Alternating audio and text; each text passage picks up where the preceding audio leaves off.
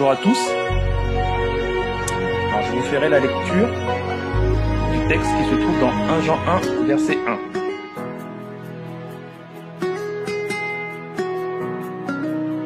Ce qui était dès le commencement, ce que nous avons entendu, ce que nous avons vu de nos yeux, ce que nous avons contemplé et que nos mains ont touché concernant la parole de vie. Merci, Michael, pour cette lecture du texte qui a introduit le thème d'aujourd'hui. Merci à toute l'Église et merci aussi aux sympathisants, ceux qui sont intéressés d'être venus dans cette réunion spéciale Shabbat.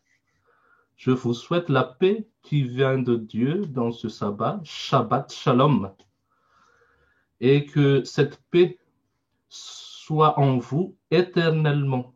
C'est mon vœu, mon souhait pour chacun de vous. La lecture que nous venons d'entendre se trouve dans 1 Jean, le chapitre 1, le verset 1. Permettez-moi de vous relire ce verset, bien que ça ait été déjà clair dès le départ. Donc, je vous incite à prendre avec moi vos Bibles, le chapitre 1, le verset 1 et le premier livre de l'épître de Jean. Ce qui était dès le commencement, ce que nous avons entendu, ce que nous avons vu de nos yeux, ce que nous avons contemplé et que nos mains ont touché concernant la parole de vie. Là, le thème de ce matin, de la prédication de ce matin, va se concentrer sur la parole de vie. C'est la parole de vie. Donc, ce qui va changer dans ce titre, c'est qu'au lieu de toucher une seule vie, donc cette parole-là va toucher plusieurs, des vies. Et donc, si vous comprenez bien la logique de ce qui va être dit aujourd'hui, ça va toucher votre vie. Ça va toucher le fond même, la force naturelle, ce qui est en nous, et ça va changer, transformer, puisque c'est toujours la puissance de la parole qui agit en nous, qui transforme les choses. La parole de vie, en hébreu, le terme vie est toujours en pluriel, chaim. C'est toujours en pluriel, puisque une seule parole peut engendrer plusieurs vies. C'est la semence, comme dit le parabole, c'est une seule parole, mais des vies en abondance. Des vies en abondance. Mais là, par rapport au texte que nous venons de lire, je vais commencer dans l'ordre qui a été dit, c'est-à-dire que dès le commencement, on parle déjà de la parole des vies, dès le commencement. Et au temps des apôtres, notamment celui qui a testifié ces choses, témoigné de ces choses, ils ont entendu cette parole qui a été depuis le commencement. Ils ont vu aussi cette parole. Imaginez bien ce que je suis en train de dire. Vu, voir une parole. C'est quelque chose de magnifique, n'est-ce pas? C'est pas seulement entendre une parole, mais voir, contempler même une parole incarnée, et que vos mains même peuvent toucher. Et ça concerne la parole de vie. Une fois que vos mains touchent, vos yeux soient ouverts et vos oreilles soient ouvertes par rapport à cette parole, c'est là qu'il y a la vie, puisque la parole engendre les vies. Depuis le commencement, cette parole a déjà agi. Si nous prenons le verset, le chapitre 2 de ce même livre, le chapitre 2 de ce même livre, et si nous allons commencer au verset 7 et 8, le verset 7 et 8, voici ce qui est dit dans cette parole. Frères, je vous écris non un commandement nouveau, mais un commandement ancien que vous avez eu dès le commencement. Ce commandement ancien n'est autre que la parole que vous avez entendue dès le commencement. Rien ne change, chers amis. Le mode de fonctionnement de Dieu, c'est toujours le même. C'est toujours la puissance de vie. Et cette puissance de vie se trouve dans la parole de Dieu. N'essayez pas d'imiter, n'essayez pas de simuler cette vie. N'essayez pas de paraître bon, n'essayez pas d'avoir cette vie. Il a été déjà là depuis le commencement des temps. Bereshit, au commencement, quand Dieu avait fait les cieux et la terre, cette vie-là, il était déjà là. Et le verset 8, c'est très, très important. Notez bien le texte, s'il vous plaît. Le verset 8 de ce même chapitre, le chapitre 2, 1 Jean chapitre 2, verset 8. Toutefois, je vous écris un commandement nouveau, ce qui est vrai en lui et en vous, car les ténèbres passent et la vraie lumière lui déjà. Est-ce que c'est vrai en lui? Oui, la parole de Dieu nous dit ça. Émette, amen, c'est la vérité. Tout ce qui s'est passé, c'est vrai en Christ. Mais posez-vous maintenant la question, est-ce que c'est aussi vrai en vous? 1 Jean 2, 8. Est-ce que c'est vrai en vous? Est-ce que c'est une réalité en vous, frères et sœurs en Christ? Là, je vous dis ces choses parce que la lumière a déjà lui. Les ténèbres sont déjà passées. Vous êtes maintenant des enfants de lumière. C'est ce que dit la parole de Dieu. Croyez-vous en cette parole? Avez-vous encore des doutes, des incertitudes concernant la parole? Cette fois-ci, on va revenir dès le commencement pour poser bien les fondements, pour bien comprendre ces choses-là et pour affermir notre foi en cette même parole. Une parole peut engendrer des vies si vous croyez que Christ a créé toutes choses par la puissance de sa parole. C'est cette même parole qui vous tiendra, qui vous soutiendra.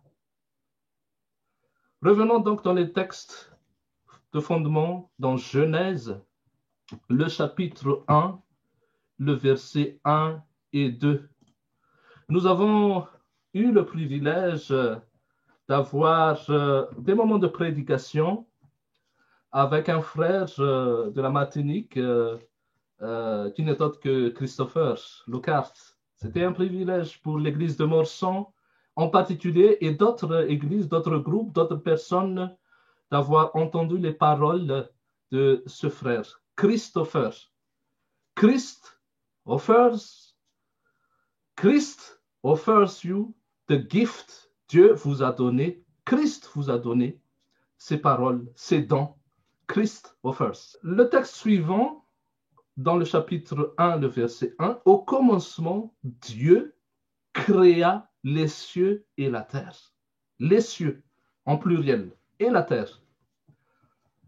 Le verset 2, la terre était informe et vide. Il y avait des ténèbres à la surface de l'abîme. Et l'Esprit de Dieu se mouvait au-dessus des eaux. Voilà l'état où était la terre. Et même pas la terre, mais le monde. Le monde avant que la parole agissait. Si on revoit bien le texte, vous trouverez 4 problèmes généraux. Pas le texte, mais de ce que le texte nous montre. Première chose, c'est que la terre était informe, sans forme. Le deuxième, c'était que la terre était vide. Il n'y avait rien dedans. Le problème de la forme, le problème du vide, il n'y avait rien. Ensuite, il y avait des ténèbres, d'obscurité totale. Et à la fin, on nous dit que il y avait l'abîme, le profondeur même de l'abîme. Ces 4 problèmes vont être résolus par Dieu, par sa parole. Une parole va générer, va engendrer des vies. Et ces vies vont combler tout ce qui est informe, tout ce qui est vide, tout ce qui est obscurité, tout ce qui est abîme. Et peut-être qu'aujourd'hui, vous-même, vous êtes présent là, mais votre cœur est vide. Peut-être que vous êtes là au moment du culte du sabbat, vous avez été invité, vous avez pu participer, mais vous êtes encore dans l'obscurité totale. Il faut que l'Esprit de Dieu se meut en vous pour révéler en vous ce que fait la parole de Dieu. Et donc, très très rapidement, je vous parle cette fois-ci de ce que Dieu a dit. Et ce que Dieu avait dit 10 paroles au moment de la création. 10 paroles au moment de la création. Et ces 10 paroles au moment de la création, vous le trouverez dans le texte de la Genèse. Très très rapidement, le chapitre 1, le verset 3, le premier élément de la création, Dieu dit, c'est sa parole. Vayomer Elohim, Dieu dit.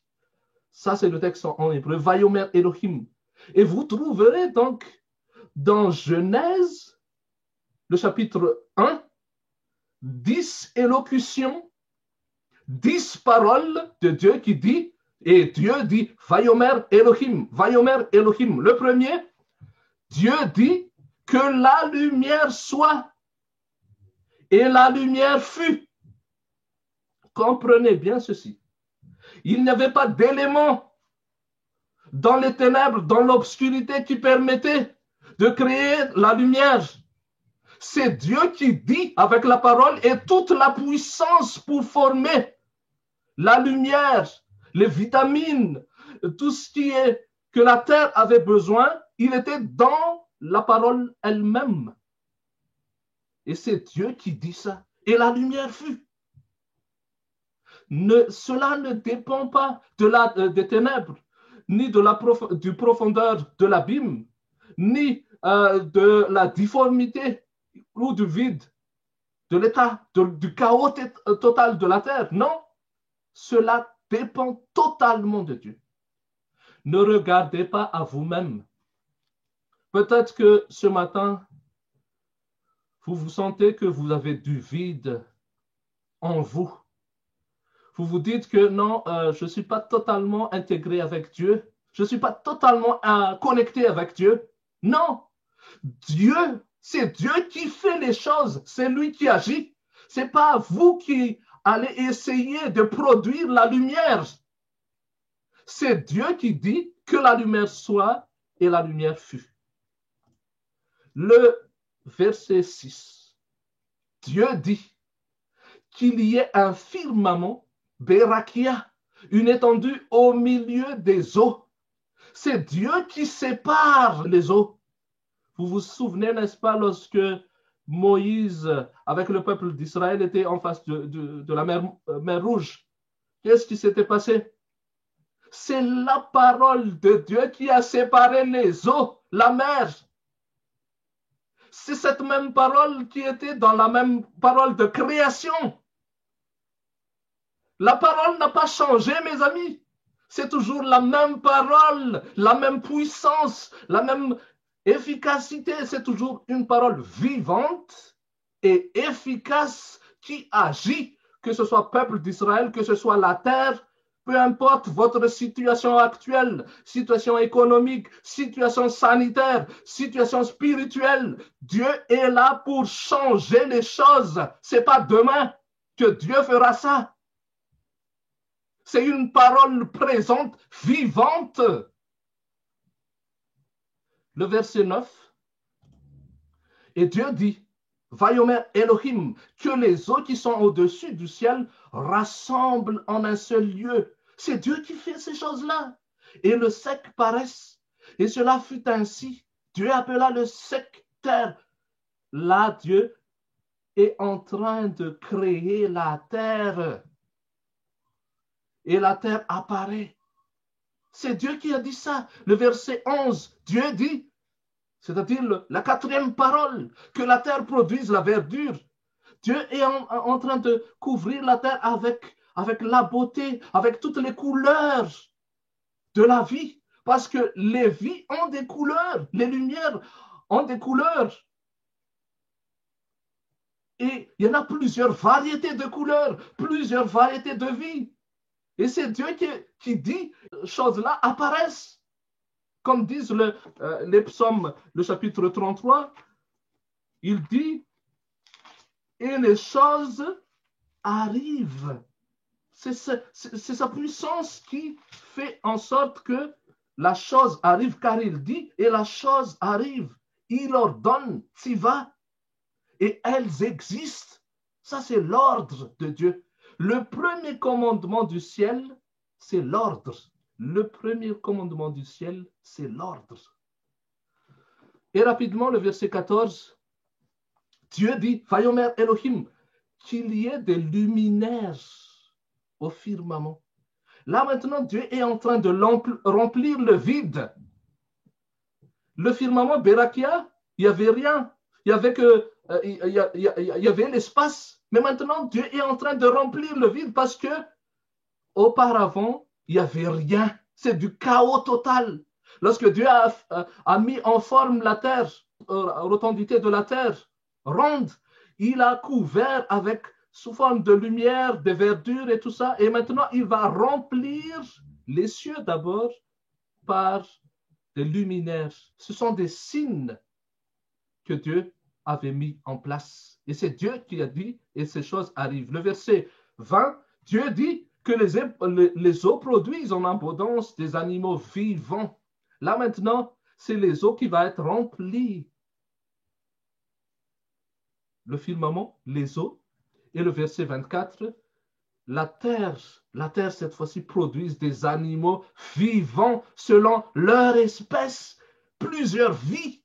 Ça, c'est la grandeur de notre Dieu, chers amis. Il forme la terre, il remplit la terre, il vous forme, que Christ soit formé en vous. Il remplit le vide qui est en vous par la grâce, par sa grâce, vous êtes sauvés. Et il produit plusieurs variétés d'espèces de vie en vous-même. Ce sont les fruits de l'esprit. Ça commence par l'amour. Et vous verrez que cette liste, il y en a 10 aussi. 10 paroles. 10 paroles. La création de la terre, la puissance créatrice, le verset 26, et Dieu dit, Vaomer Elohim, faisons l'homme à notre image, selon notre ressemblance. C'est Dieu qui a dit ça. Le verset 28, et Dieu dit, soyez féconds, multipliez, remplissez la terre. C'est toujours Dieu qui dit ça. Et le verset 29, Dieu dit, voici, je vous donne toute herbe. Tout ça, c'est mentionné dans le premier chapitre du livre de la Genèse. Qu'est-ce que ce texte nous apprend aujourd'hui? Par 10 paroles, par 10 ordres, par 10 promesses, Dieu, avec sa puissance, engendre des vies. Il toucha l'homme et l'homme fut comme étant ressuscité de la poussière. C'est Dieu qui fait que toutes choses-là existent. Ça, c'est la puissance de la parole de Dieu, mes amis. C'est la puissance créatrice. Là, on parle de création. Et c'est cette même puissance qui a fait ressusciter Christ. Cette même puissance a fait ressusciter Christ. Maintenant, je vais vous parler cette fois-ci de d'une autre série de 10 paroles. Cette fois-ci, les choses vont changer un tout petit peu. Parce que je vais vous parler de 10 paroles. Derrière, il y a un projet de paix. Je vous dis ça. Hein.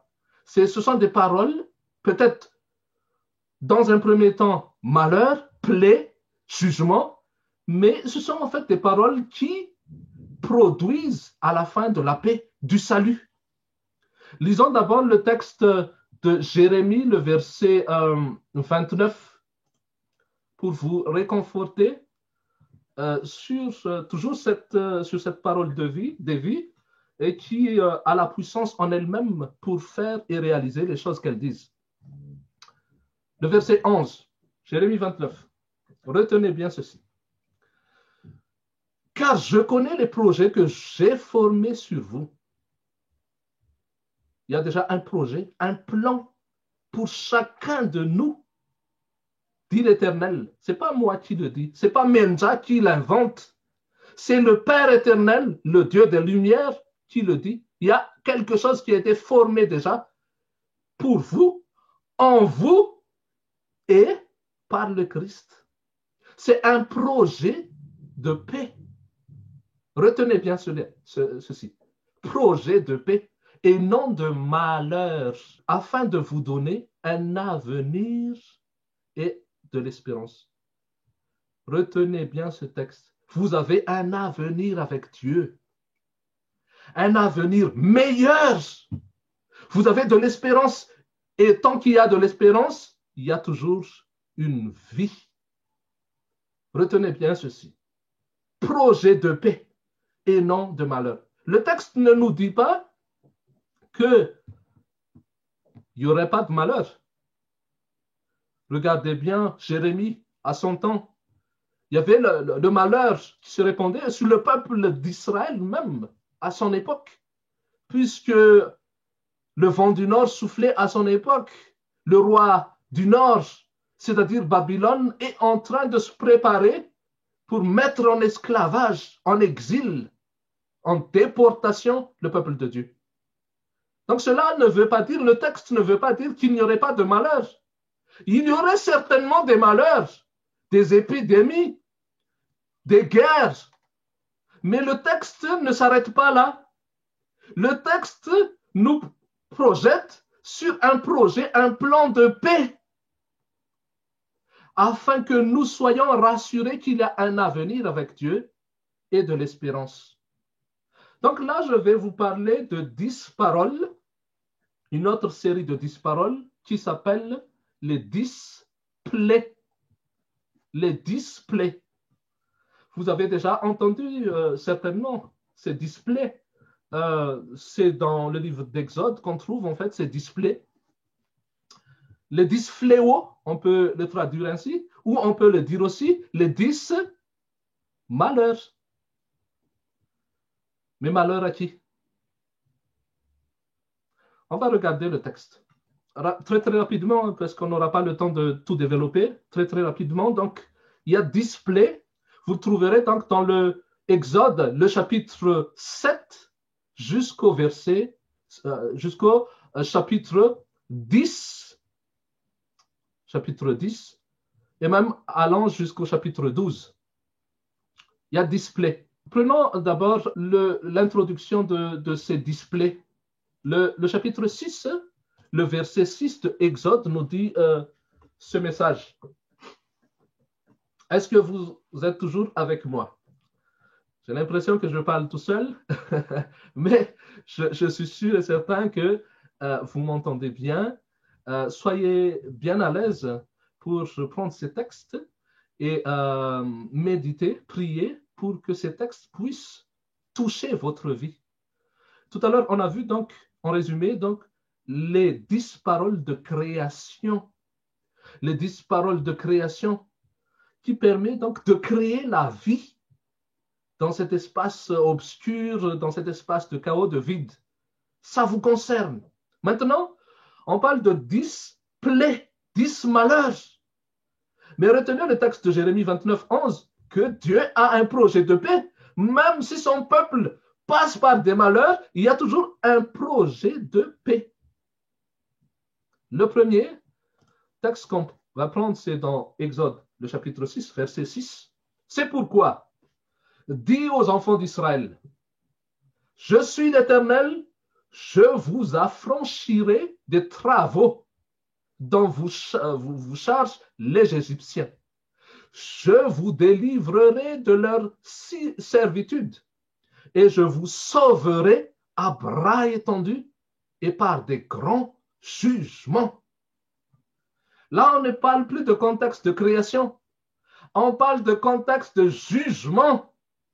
Et c'est par cette manière que Dieu sauve le peuple de Dieu. Par des jugements, des grands jugements, je vous sauverai à bras étendus, dit l'Éternel. Et dans Exode, chapitre 3, chapitre 7, le verset 3 et 4. Et moi, endurcirai le cœur de Pharaon, et je multiplierai mes signes, mes miracles dans le pays d'Égypte. Et le verset 4, Pharaon ne vous écoutera point. Je mettrai ma main sur Égypte, je ferai sortir du pays d'Égypte mes armées, mon peuple, les enfants d'Israël, par, encore une fois, par de grands jugements. La bonne nouvelle de ce matin, j'étais très, très content ce matin parce que j'avais reçu une très, très bonne nouvelle me concernant moi et le projet de la famille. C'était une très, très bonne nouvelle. C'est un message, un texto qui était apparu ce matin. Je ne m'y attendais pas, mais c'est comme ça. Mais ce que je suis en train de vous parler dépasse encore ce projet familial. Ça dépasse parce que c'est un peuple, c'est l'éternité. C'est un projet d'avenir et d'espérance. Et vous et moi, nous allons partager cet héritage éternel. Nous sommes sur le même chemin, la même route. Et Dieu est en train de nous révéler les choses. Amen. Je ferai sortir du pays d'Égypte mes armées, mon peuple. Pas de grand jugement. C'est une bonne nouvelle. Mais cette fois-ci, c'est une bonne nouvelle concernant le jugement investigatif et le jugement exécutif. C'est une bonne nouvelle que c'est Dieu qui juge. Dieu qui juge, c'est le nom de Daniel. Daniel, c'est Dieu qui juge. C'est une bonne nouvelle parce que c'est par cela que Dieu va sauver son peuple. Et donc, nous allons reprendre donc les séries de 10 sur les 10 plaies d'Égypte. Le premier, les eaux du fleuve changées en sang. Vous allez me dire, non, ce n'est pas une bonne nouvelle, Menja. Ce n'est pas une bonne nouvelle. Écoutez bien la parole, c'est la parole de Dieu. Et Dieu dit, Vayomer Elohim, El Moshe, à Moïse. Écoutez bien, les eaux du fleuve étaient changées en sang. Le deuxième, vous le trouverez, cette narration dans Exode, on n'aura pas le temps de tout dire. Dans Psaume aussi, Dieu en fait réitère les mêmes épisodes dans Psaume 78 et aussi dans Psaume, le chapitre 105. Le deuxième, plaie, les grenouilles. Les grenouilles, c'est Dieu qui a dit ça. Exode, chapitre 8, le verset 1-25. Ensuite, les moustiques. Les moustiques ou bien les poux dans d'autres versions. Les poux. Tout ça, c'est les malheurs. Dans Apocalypse même, on parle de trompettes, les 7 trompettes ou bien les 7 fléaux. Mais on parle aussi de 3 malheurs dans Apocalypse. 3 malheurs. Ajoutez les 7 trompettes ou bien les 7 fléaux par les 3 malheurs et vous aurez 10 malheurs. 10 malheurs. On continue. Le verset 20 dans le chapitre 8. Les mouches. C'est Dieu qui a dit ça. La mort des troupeaux. Ça, c'est le 5e parole. Le 6e parole, c'est le furoncle. Tout ce qui est ulcère, tout ce qui est maladie, pandémie. C'est Dieu qui a dit ça. Et par ses moyens, par ses épreuves, par ses disciplines, Dieu va sauver le peuple de Dieu par ces phénomènes étranges. Écoutez bien, par ces phénomènes étranges qui nous arrivent, Dieu va sauver son peuple. Des épidémies qui changent à chaque fois, de virus. Même les virologues, ils n'ont plus les moyens de tout tester. La grêle, 7e parole. Cette semaine, on a eu le privilège d'avoir la neige qui tombait. La neige qui tombe, oui, c'est bien. C'est merveilleux, n'est-ce pas? Mais rappelez-vous que c'est Dieu qui fait ces choses-là. Chaque flocon de neige n'est pas pareil. Et ça, c'est Dieu qui le fait. 8e plaie, les sauterelles. À Madagascar, nous avons eu, je ne vais pas dire nous avons eu le privilège, mais nous avons eu des événements où on a vu au-dessus de nos têtes des sauterelles qui rendaient même le ciel obscur. Tout. Il y avait des sauterelles qui passaient partout. Et tout devenait noir. Tout devenait noir. Et ça, c'est par la parole de Dieu que même les sauterelles obéissent à Dieu. Même les sauterelles obéissent à la parole de Dieu. Et vous, mes amis, nous qui sommes des humains conscients et pensant que nous avons de l'intelligence, même les sauterelles obéissent à la voix de Dieu, à la parole de Dieu. Ils se rassemblent. 9e plaie, les ténèbres, l'obscurité totale. 10e plaie, la mort des premiers-nés. Retenez bien cette 10e plaie. La mort des premiers-nés, du fils premier-né. Chers amis, Christ, le premier-né, est mort pour nous. Il a versé son sang pour nous sauver. La mort n'est pas un projet de malheur. La mort n'est pas un projet de malheur, mais la mort, c'est un projet que Dieu utilise pour apporter la paix à toute l'humanité. À toute l'humanité. Il y avait parmi nos pionniers 2 personnes qui écrivaient ceci, et je cite, il s'appelle donc John C. Wagoner.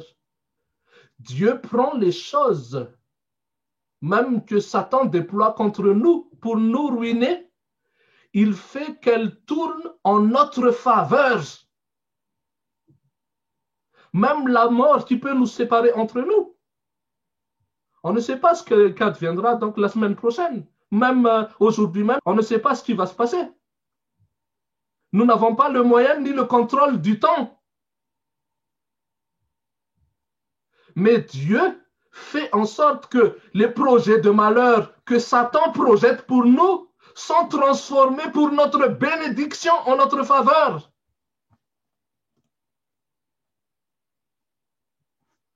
Une autre personne disait ceci. C'est un écrivain célèbre, Watchman Nee. Les circonstances de notre vie ont été préparées par Dieu pour notre bien. Beaucoup parmi nous ont fait des expériences où son frère, sa sœur, ses parents sont passés par la mort. Nous sommes séparés par ces bien-aimés. Mais tout ça, rappelez-vous que toute chose concourt pour le bien de ceux qui aiment Dieu toutes ces choses, même si ça nous paraît être des malheurs, les 10 paroles, c'est Dieu qui avait fait que ces 10 paroles paraissent. Et ça transforme notre vie pour notre bien. Rappelez-vous que c'est Dieu qui est à l'origine de ces choses. Et puisque c'est lui qui est à l'origine de ces choses, il a un projet de paix pour nous, chacun de nous. Imaginez l'histoire de Jacob.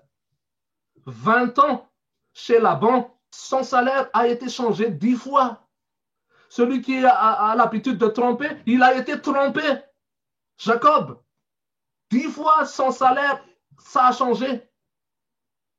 Mais Dieu a pris du temps pour lui, pour le transformer. Un jour, il était arrivé dans un endroit qui s'appelle Péniel, la face de Dieu, Panim. Il a vu Dieu. Il a combattu avec Dieu. Et l'ange de Dieu avait dit, c'est lui qui avait obtenu la victoire. C'est Jacob qui est transformé en Israël. Il a obtenu la victoire avec Dieu. Et qu'est-ce que Dieu a fait? L'ange a fait? Il a mis la main sur son articulation hanche et il est devenu boiteux depuis. Chers amis, il se peut que Dieu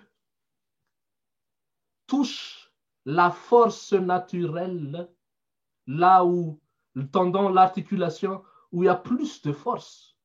Dieu va discipliner certainement ceux qu'il aime. Et c'est par ces moyens-là, toutes les expériences rencontrées sont préparées par le Saint-Esprit et sont là pour nous édifier. Tout ça est là pour nous édifier. Ce sont des disciplines que Dieu nous fait face. Et ça nous permettra de reprendre le chemin, comme Jacob, qui est devenu Israël. Avant de faire face à Ésaü, il devrait faire face à Dieu d'abord. Péniel. Et même s'il y avait 400 personnes qui étaient avec Ésaü, toute une grande armée, pendant cette détresse de Jacob qui va venir, il faut que nous rencontrions la face de Dieu d'abord avant de confronter, avant d'agir par nous-mêmes. Non, ce n'est pas la solution, mes chers amis. Ce n'est pas la solution de dire il y aura telle crise, il y aura telle... Non, nous ne sommes pas là. La bonne nouvelle, c'est que nous allons d'abord faire face à Dieu lui-même. Dans cet endroit, un autre endroit que dit la Bible, Bethel, Dieu est présent. 20 ans avant, Jacob était là avec Dieu. Dieu est apparu à Bethel, à Jacob. Et c'est le même endroit. 20 ans après, il était revenu sur ce même endroit. Bethel, la maison de Dieu. C'est dans la maison de Dieu qu'il y aura cette discipline. Et je vais terminer, chers amis, par les 10 dernières séries de paroles. Après avoir dit donc les 10 paroles de création, c'est Dieu qui crée en vous le vouloir et le faire.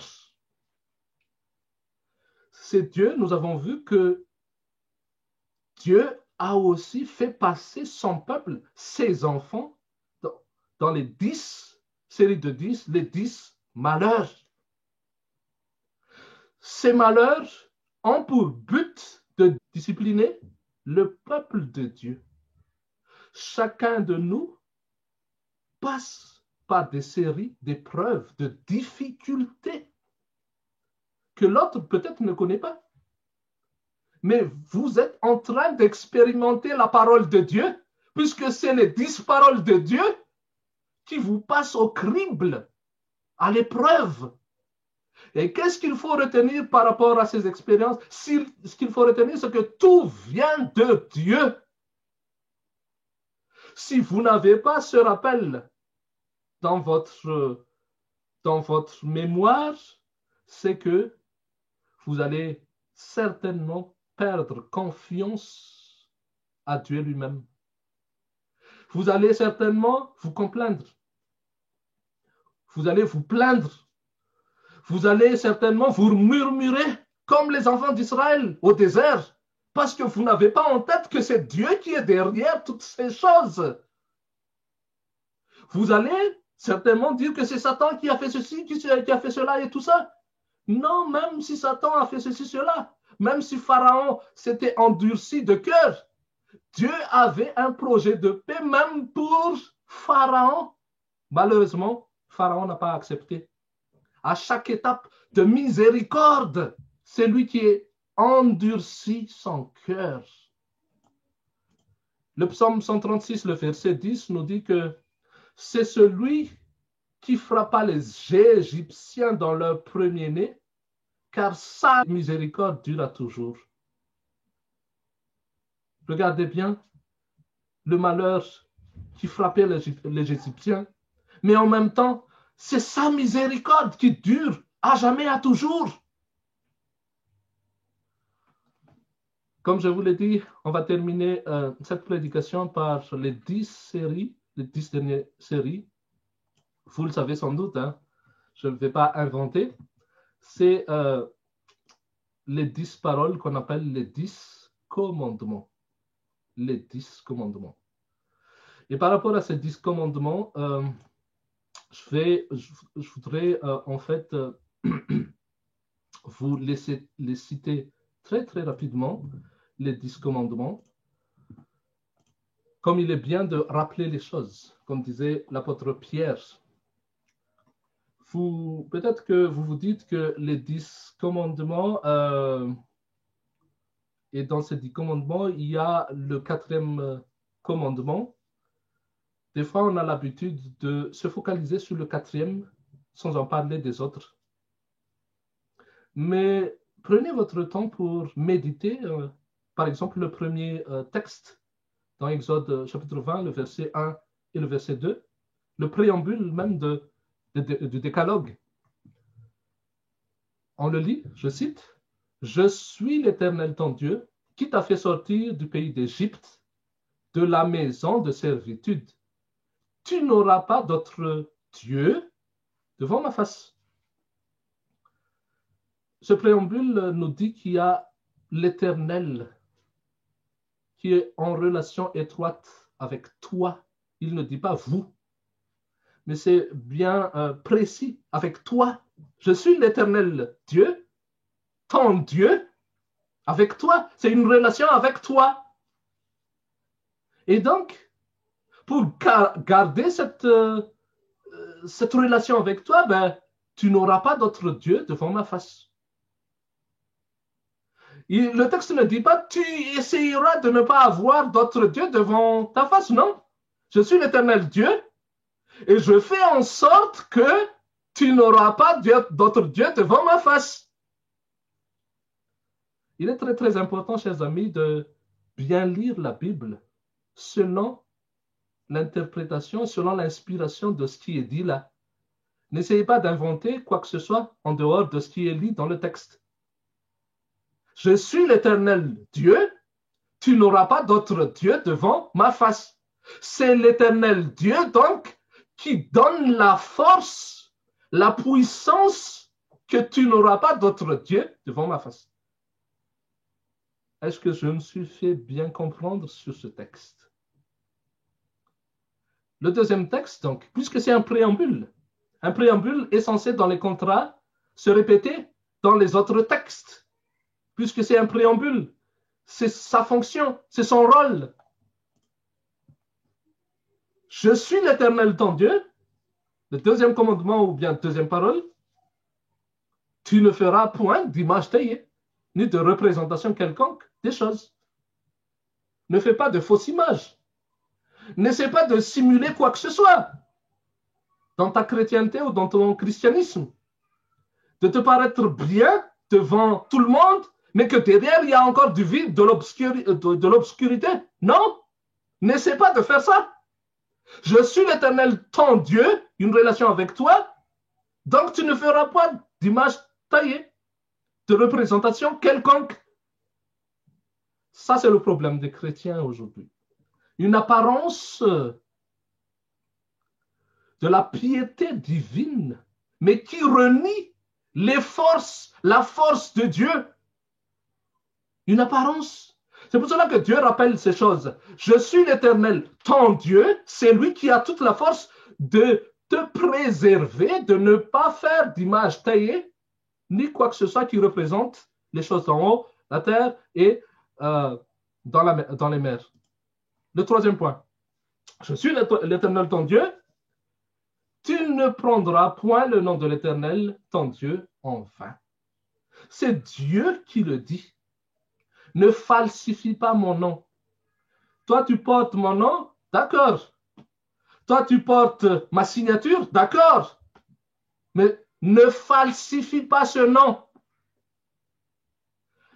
Le Dieu a la capacité et la force de te garder, de ne pas commettre ces choses abominables. Il a la force, il a le moyen. Le quatrième, je suis l'Éternel ton Dieu. Souviens-toi alors du jour du repos, le septième jour, le sabbat, parce que je suis l'Éternel ton Dieu. Ça veut dire que c'est Dieu qui nous rappelle les commandements, son commandement. Sans Dieu, on ne peut pas se rappeler de ce que Dieu dit. Et le Saint-Esprit est là pour nous rappeler les choses. Je suis l'Éternel ton Dieu. Je suis l'Éternel ton Dieu. Cinquième parole, honore ton père et ta mère. Je suis l'Éternel ton Dieu. Tu ne tueras point. Il y a un film qui s'intitule Tu ne tueras point. Mais il faut mettre aussi ce préambule. Je suis l'Éternel ton Dieu. Tu ne tueras point. Et je vais terminer par ces textes. Il y a quelques questions que je reçois. Septième, tu ne commettras point d'adultère, car je suis l'Éternel ton Dieu. Il y a beaucoup de personnes qui essaient, hein, ils sont déjà des chrétiens, mais qui essaient de ne pas commettre ceci, de cela, par la force de leur force naturelle, de leur vie naturelle. Tu ne peux pas commettre ceci ou cela sans la force de l'Éternel notre Dieu. Peut-être que tu vas essayer de simuler, moi je peux ne pas commettre ceci parce que j'ai l'habitude, on m'a enseigné ceci, les parents ont été bien, on m'a bien cultivé. Non.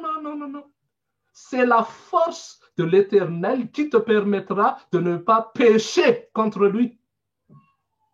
C'est deux choses différentes. La parole 8, je suis l'Éternel ton Dieu, tu ne déroberas point. Tu donneras les dîmes. Tu donneras ce qui appartient à l'Éternel. Donnez à César ce qui appartient à César et donnez à l'Éternel ce qui appartient à Dieu.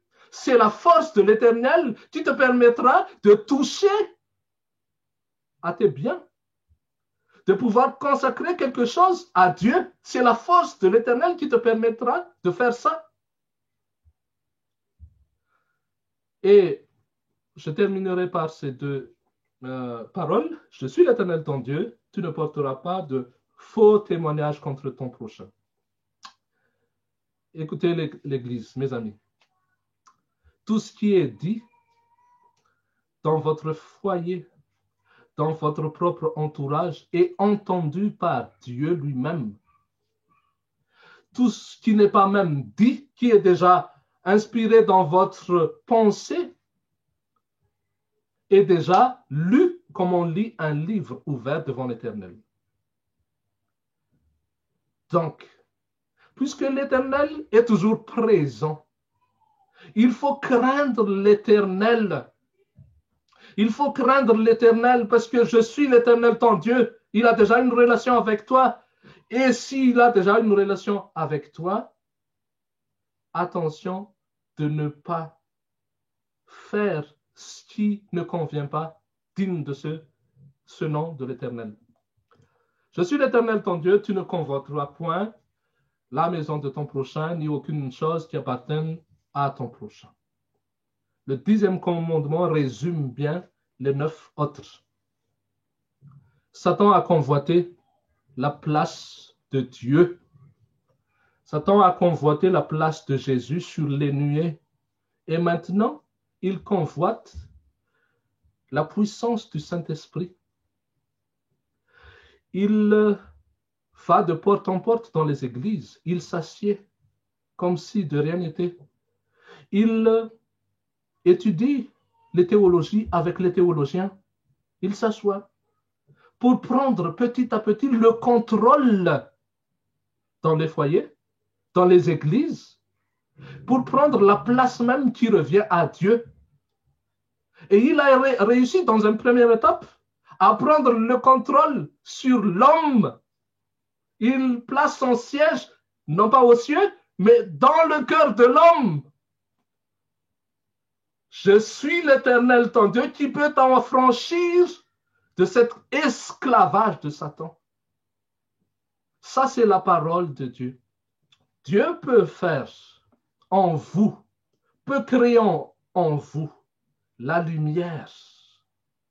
Ce même Dieu peut vous discipliner, passer par des moments difficiles, mais qui peut vous retenir complètement. Et dans le texte de Jude, le verset 24, il est dit: Or, à celui qui peut vous préserver de toute chute, non seulement il crée en nous la force, le pouvoir de le suivre, mais il peut nous préserver parce que c'est lui qui tient le monde, qui soutient le monde par sa parole puissante. Il peut vous préserver de tout péché, de toute chute. Malheureusement, on entend très très peu dans les sermons, dans les prédications, que Dieu peut préserver, nous préserver de toute chute. Voici ce qui est quand même dit pour conclure ces éléments. Dans l'ensemble de notre expérience chrétienne, nous avons laissé ça et là de petites ouvertures pour le péché. Ça, c'est John C. Waggoner. Nous n'avons jamais osé en venir à croire que la vie chrétienne devrait être une vie sans péché. Une vie sans péché. Je n'entends pas dire Amen sur ce texte. On dirait qu'il y a moins d'Amen sur ce texte de Jones et de Waggoner, que nous n'avons jamais osé en venir à croire que la vie chrétienne devrait être une vie sans péché. Et comprenez bien ceci, la suite du texte. Nous n'avons pas osé y croire, ni osé le prêcher.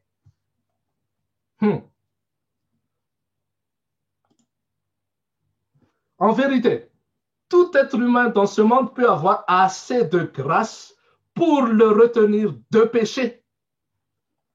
Est-ce que c'est une présomption de dire ça? Non, c'est la parole puissante de l'Éternel qui vous dit ça. Il peut vous préserver de la chute. C'était vrai pour Christ. Maintenant, posez-vous la question, est-ce que c'est vrai pour vous? Ou allez-vous trouver encore des excuses? Non, mais nous sommes humains, nous marchons sur la terre, nous sommes encore des humains. Non, chers amis, frères et sœurs en Christ, Dieu nous a donné la puissance. Cette vie qui est en nous est une vie qui est sans péché. Cette nouvelle vie que nous possédons est une vie sans péché.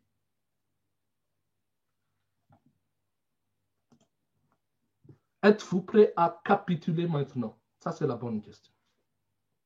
Vous devez abandonner votre péché à l'instant même. Et que vous le voyez, alors que vous le voyez, ne vous attardez pas à penser que vous pourrez triompher par degrés. Non, chers amis. Si vous êtes encore dans le drogue, vous êtes encore esclave du tabac, ou bien des boissons fortes, des boissons qu'on dit énergisantes, mais alors que ce sont des poisons. Si vous êtes encore esclave de tout ce qui est ivrognerie, de tout ce qui est adultère, Dieu a la capacité de vous libérer, non pas demain, mais aujourd'hui. La parole est pour nous maintenant. Vous vous dites chrétien, vous portez le nom de Dieu, mais vous critiquez, vous murmurez, vous critiquez même votre sœur qui est à l'église, dans la même église que vous. Vous faites de la distanciation avec votre sœur, votre frère. Ce n'est pas du vrai christianisme. Ça, c'est simulacre. La vie qui est en Christ, c'est une vie sans péché. Il peut vous préserver de tout ce qui est moquerie, de tout ce qui est orgueil, de tout ça. Je suis l'Éternel, ton Dieu. Il y a beaucoup de choses à dire, chers frères et sœurs, mais le temps avance et je n'ai pas le droit de vous retenir. En tout cas, le message que j'ai voulu faire passer ce matin, Dieu crée en vous le vouloir et le faire. C'est sa puissance qui fait ça. Ça, c'est les 10 paroles créatrices. Ce n'est pas de moi-même que j'ai vu ça. Même nos pères, même nos prédécesseurs ont déjà vu ça.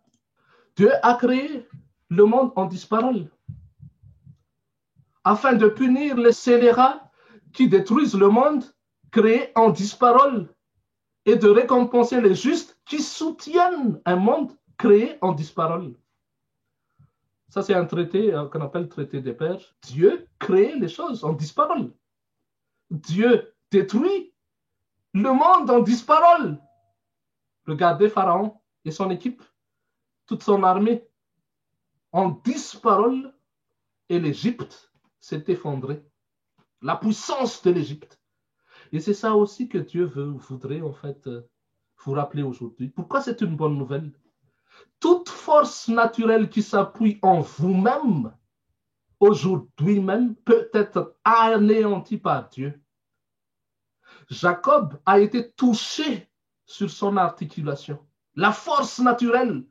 Il pouvait faire ceci, cela, manigancer, tromper, mais une fois que sa force naturelle est touchée, là maintenant il devient boiteux. Il se rappelle toujours de cette discipline de l'esprit. C'est pour cela que c'est une bonne nouvelle, chers amis. Même vous, aujourd'hui peut-être vous avez été touché par cette épidémie. Peut-être que vous êtes à l'hôpital aujourd'hui et écouter cette parole. Vous êtes sur le lit avec des fièvres, avec n'importe quelle difficulté financière, difficulté relationnelle, difficulté spirituelle, mais peut-être aussi que vous ne voyez pas tout ça. C'est le Saint-Esprit qui va vous rappeler tout ce que vous avez commis d'abomination. Il va vous révéler les choses. Et c'est ça la puissance de Dieu, chers amis. Je vais m'arrêter là. Merci. Merci pour votre persévérance. Merci pour votre écoute de la parole de Dieu. Je vous recommande la Bible. Tout est contenu dans cette Bible. C'est une parole d'amour. Ne regardez pas les choses présentes, les circonstances présentes comme venant d'un hasard, de quelque chose qui vient comme ça. Mais retenez que toute chose vient de Dieu. Et ça dépasse même l'entendement de Satan.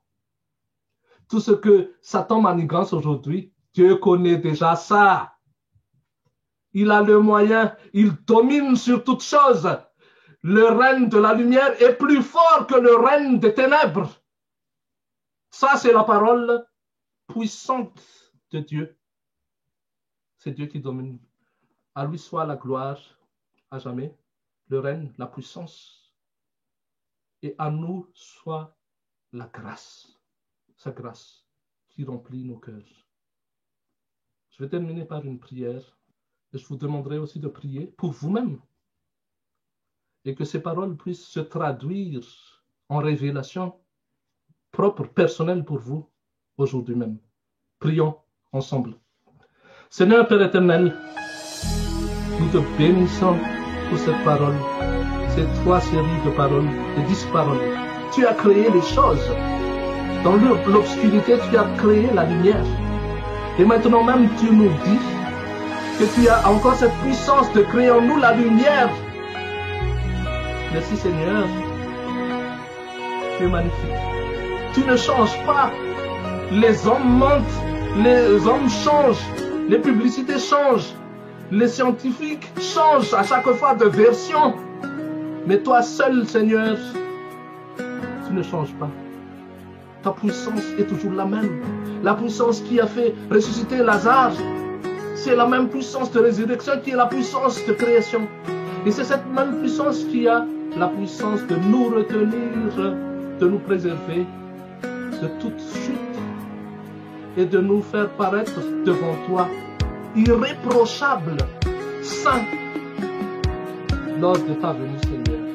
Merci pour cette transformation. Nous ne voyons pas par les yeux, nos yeux, cette réalité, mais nous le voyons par la foi que tu transformes déjà aujourd'hui même. Nous, en nous, le vide qui est en nous, tu as le moyen de remplir ce vide, Seigneur. Fais que cette parole puisse une parole de bénédiction devant nous pour chacun de nous qui écoutons aujourd'hui. Et ceux qui en ont besoin aussi de cette même parole, puissent ces paroles engendrer de vie en vie, en abondance. Merci pour cette occasion. Et tout un honneur, Seigneur, de pouvoir délivrer ton message avec nos frères et sœurs en Christ. Merci, Seigneur. Tout ce qui n'est pas, qui ne vient pas de toi, Seigneur, pardonne nos iniquités, nos manquements, nos faiblesses dans les paroles. Seigneur, pardonne-nous et que ton nom soit glorifié